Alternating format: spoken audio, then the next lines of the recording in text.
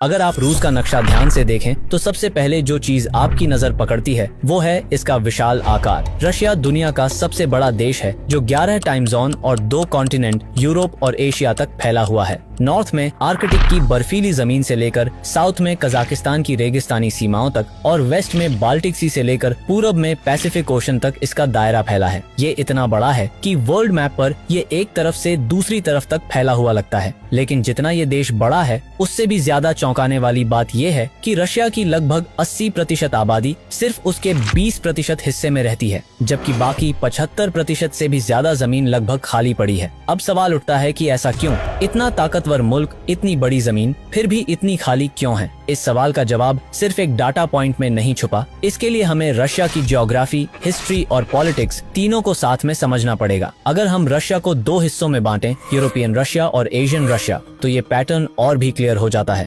European Russia जो सिर्फ 23% land area में फैला है, वहाँ रशिया की 80% आबादी रहती है। वहीं दूसरी ओर एशियन रशिया, जिसे साइबेरिया या फार ईस्ट रशिया भी कहा जाता है, रशिया का 75% हिस्सा घेरता है, लेकिन यहाँ आबादी बहुत ही स्पार्स है। अब यूरोपियन रशिया में ही मॉस्को स्थित है, जो न सिर्फ रशिया की राजधानी है बल्कि उसका पॉलिटिकल और इकोनॉमिक सेंटर भी है। साथ ही सेंट पीटर्सबर्ग, जो कि रशिया का कल्चरल हब माना जाता है, वो भी इसी हिस्से में है। यही नहीं, रशिया की ज्यादातर रेल और रोड कनेक्टिविटी, मेजर इंडस्ट्रीज और एडमिनिस्ट्रेटिव इंस्टीट्यूशंस भी इसी वेस्टर्न रीजन में कॉन्सेंट्रेटेड हैं। लेकिन आखिर रशिया की ईस्टर्न साइड यानी साइबेरिया और फार ईस्ट रशिया इतने सालों बाद भी क्यों खाली है? इसे समझने के लिए हमें रशिया की हिस्ट्री में सदियों पीछे जाना होगा। असल में शुरुआत में रशिया इतना बड़ा नहीं था जितना आज दिखता है। उस समय इस इलाके में छोटी छोटी स्लाविक कम्युनिटीज रहती थीं, जो आज के वेस्ट रशिया और यूक्रेन के हिस्सों में थीं। ये कम्युनिटीज ज्यादातर नदियों के किनारे बसी हुई थीं,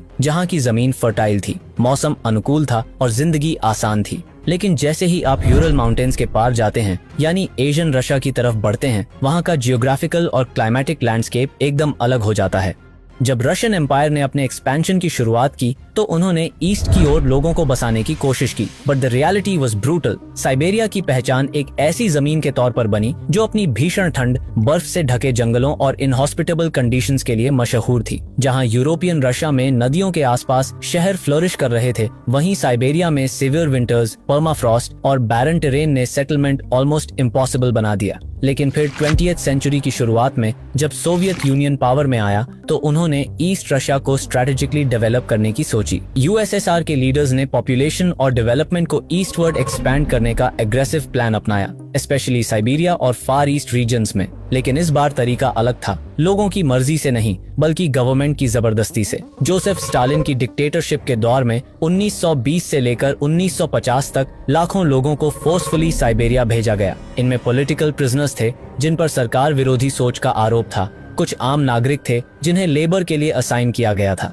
और बहुत से लोग ऐसे थे जिन्हें प्रैक्टिकली स्लेव बनाकर एक्सट्रीम कोल्ड में बनाए गए प्रिजन कैंप्स, जिन्हें गुलाग्स कहा जाता है, में डाल दिया गया था।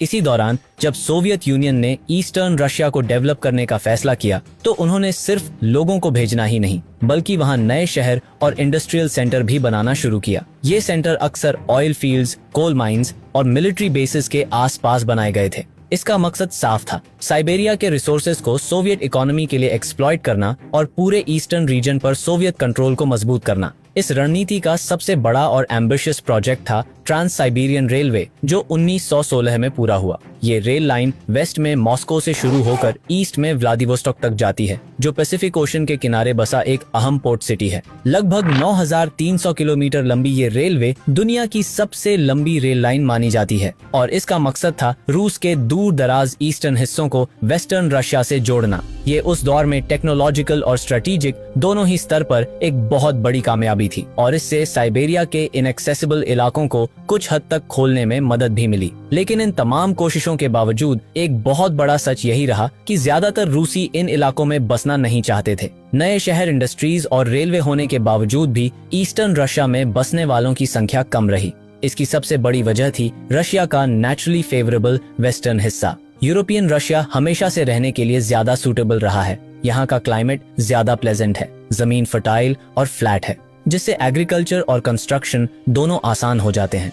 खासकर ब्लैक अर्थ बेल्ट वाला रीजन, जो कुर्स्क, वोरोनेज और बेलगोरोड जैसे इलाकों तक फैला है, दुनिया की सबसे उपजाऊ एग्रीकल्चरल लैंड में से एक माना जाता है। यही इलाका रशिया के टोटल ग्रेन प्रोडक्शन का करीब 70% देता है, जैसे बार्ली, व्हीट और सनफ्लावर जैसी फसलें यहीं उगती हैं। इसके अलावा यहाँ के बड़े दरिया जैसे वोल्गा और नीपर न सिर्फ एग्रीकल्चर में मदद करते हैं, बल्कि हिस्टोरिकली ये रिवर्स ट्रेड और ट्रांसपोर्ट के लिए भी इस्तेमाल होते रहे हैं। वोल्गा रिवर 11 से ज्यादा रशियन सिटीज से होकर गुजरता है, जैसे कजान, निजनी नोवगोरोड और वोल्गोग्राड, एंड फाइनली ये कैस्पियन सी में गिरता है। ये नेटवर्क एग्रीकल्चर और इकोनॉमी दोनों को सस्टेन करता है। साथ ही वेस्टर्न रशिया यूरोप के करीब है, जिससे यहाँ पर कल्चरल और टेक्नोलॉजिकल इन्फ्लुएंस ज्यादा दिखाई देता है। रशिया के दो सबसे बड़े और महत्वपूर्ण शहर मॉस्को और सेंट पीटर्सबर्ग भी इसी वेस्टर्न रीजन में लोकेटेड हैं। ये दोनों शहर मिलकर लगभग 20 मिलियन लोगों को बसाए हुए हैं। यहाँ बेहतर infrastructure, health care systems, job opportunities और हाई क्वालिटी एजुकेशन इंस्टीट्यूशंस मौजूद हैं। यही नहीं, रशिया के ज्यादातर बड़े बिजनेसमैन, गवर्नमेंट ऑफिसर्स और प्रोफेशनल्स भी यहीं कॉन्सेंट्रेटेड हैं। जैसे आज भी मॉस्को में एवरेज सैलरी रशिया की नेशनल एवरेज सैलरी से लगभग डबल है, वैसे ही पूरे देश में एक बहुत क्लियर डिवाइड देखने को मिलता है। पश्चिमी हिस्सा यानी यूरोपियन रशिया एक इकोनॉमिक और पॉलिटिकल पावर हाउस है, जबकि साइबेरिया और फार ईस्ट रशिया आज भी कहीं पीछे हैं। इसका सबसे बड़ा कारण है लिविंग कंडीशंस। पूर्व रूस में जिंदगी गुजारना बहुत मुश्किल है। साइबेरिया अपने सख्त और कभी कभी जानलेवा सर्द मौसम के लिए जाना जाता है। उदाहरण के लिए याकुत्स्क, जिसे दुनिया का सबसे ठंडा शहर माना जाता है, वहाँ का टेम्परेचर -60 डिग्री सेल्सियस से भी नीचे चला जाता है। नदियां साल के ज्यादातर महीनों में जमी रहती हैं। गर्मियां बहुत छोटी होती हैं और उनमें भी इतनी ह्यूमिडिटी और मच्छर होते हैं कि वहाँ रहना तकलीफ देह हो जाता है। इन इलाकों में शहर बहुत कम हैं और जो हैं उनके बीच में सैकड़ों किलोमीटर की दूरी होती है। जंगल, पहाड़, परमाफ्रॉस्ट और बर्फ से ढकी जमीन बेसिक इंफ्रास्ट्रक्चर के लिए बहुत बड़ी चुनौती बनते हैं। रोड्स कम हैं, पब्लिक ट्रांसपोर्ट न के बराबर है और एग्रीकल्चर लगभग नामुमकिन है। लेकिन इन सारी हार्श कंडीशंस के बावजूद साइबेरिया एक हिडन ट्रेजर है, क्योंकि ये इलाका नेचुरल रिसोर्सेज से भरपूर है। रशिया के ऑयल, गैस, कोल, गोल्ड, डायमंड, यहाँ तक कि फ्रेश वाटर और यूरेनियम तक का सबसे बड़ा हिस्सा इसी रीजन से आता है। गवर्नमेंट एस्टिमेट्स के मुताबिक रशिया की 80% नेचुरल गैस और लगभग 70% तेल अकेले साइबेरिया से निकाला जाता है, और यही तेल गैस आज यूरोपियन देशों को गर्मियों और सर्दियों में एनर्जी सप्लाई देता है। साइबेरिया की एक और नेचुरल वंडर है लेक बैकॉल। यह कोई नॉर्मल झील नहीं है, बल्कि यह दुनिया की सबसे गहरी झील है, जिसकी गहराई करीब 1600 मीटर है। और इससे भी ज्यादा हैरान करने वाली बात यह है कि दुनिया के टोटल फ्रेश वाटर का करीब 20% सिर्फ इसी लेक में मौजूद है। इसी तरह रशिया के 40% कोल रिजर्व्स भी इसी रीजन में हैं, और इसके अलावा यहाँ गोल्ड और डायमंड की भी बड़ी बड़ी माइंस हैं। लेकिन यहाँ सबसे बड़ा मसला ये है कि साइबेरिया और आर्कटिक जैसे इलाकों में मौजूद इन प्रेशियस नेचुरल रिसोर्सेज को जमीन से निकालना आसान नहीं, बल्कि बेहद महंगा और मुश्किल काम है। आर्कटिक एरिया में ठंड इतनी जबरदस्त होती है कि बर्फ की मोटी परतों के नीचे जमीन तक पहुंचना ही एक चैलेंज है। ऊपर से इन इलाकों में रोड्स या ट्रांसपोर्ट नेटवर्क न के बराबर हैं,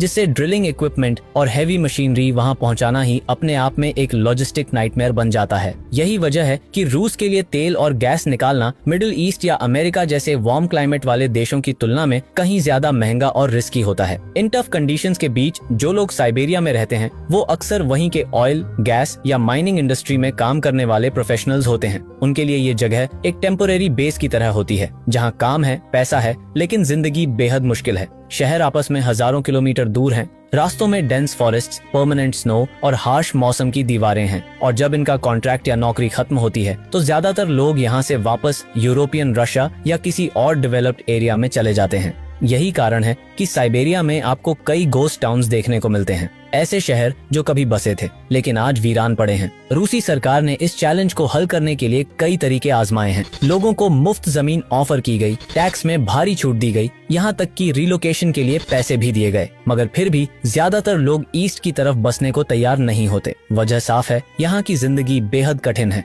जरूरी चीजें जैसे अच्छे स्कूल, अस्पताल, internet, transport, all are either rare और unreliable. Simply put, life is just too difficult here. अगर आपको ये वीडियो अच्छी लगी है तो चैनल